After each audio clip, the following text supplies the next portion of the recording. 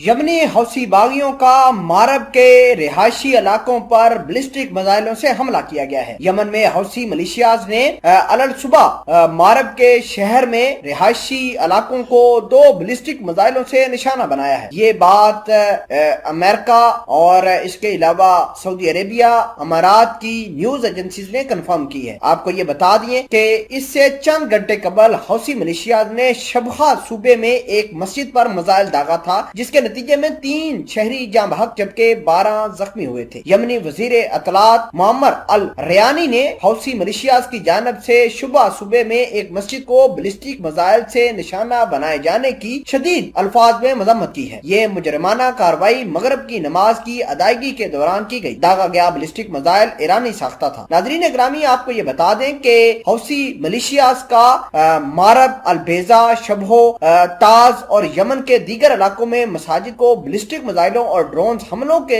ذریعے نشانہ بنانے اور نمازیوں کو موت کی نیند سلانے سے بھرا ہوا ہے۔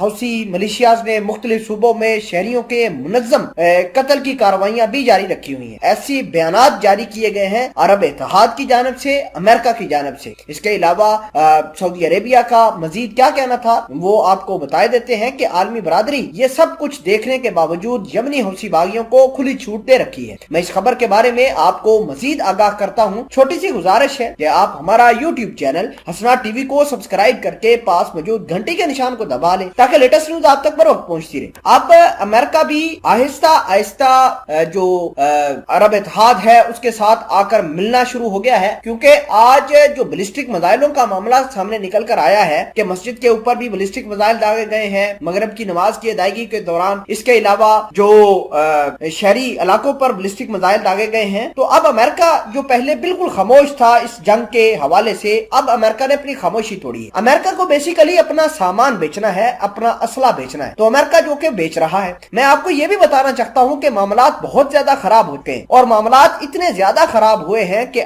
اب امریکہ بھلے ہی خود سٹرائک نہ کرے یمن کے اوپر، بلکہ وہ اپنے اتحادیوں کو اسلحہ دے، اس کے علاوہ انفارمیشن دے کر اٹیک کروا سکتا ہے۔ سعودی عرب اتحاد نے یہ کہا ہے کہ ہم یمن کے اندر جنگ بندی کروانے کے لیے تیار ہیں، لیکن یمنی حوثی باغیوں نے ایک پرپوزل جو سعودی عربیہ اور امارات کی جانب سے جنگ بندی کے لیے بھیجا گیا تھا ان کو مسترد کر دیا ہے۔ آج سعودی عربیہ کے جو فارن منسٹر ہیں شہزادہ فرحان الفیصل، انہوں نے اعلان کیا ہے کہ ہم یمنی حوثی باغیوں کے سامنے کمپرومائز کرنے کے لیے تیار ہیں، یمنی حوثی باغی سیز فائر کریں۔ ناظرین گرامی، یہ ایک اہم بات ہے۔ شہزادہ محمد بن سلمان نے ڈونلڈ ٹرمپ سے $10 بلین اسلحے کی ڈیل کری، اور یہ اسلحہ یمنی حوثی باغیوں کے خلاف استعمال ہوتا رہا۔ بائیڈن آئے، بھلے ہی اس نے تھوڑے بہت اسلحے کے اوپر روک لگائی کیونکہ شہزادہ محمد بن سلمان اور بائیڈن کے درمیان تعلقات اچھے نہیں تھے، لیکن شہزادہ محمد بن سلمان اور امریکہ کے درمیان اب تعلقات بحال ہو چکے ہیں، اسلحہ فراہم کیا جا رہا ہے، لیکن یہ سارا کا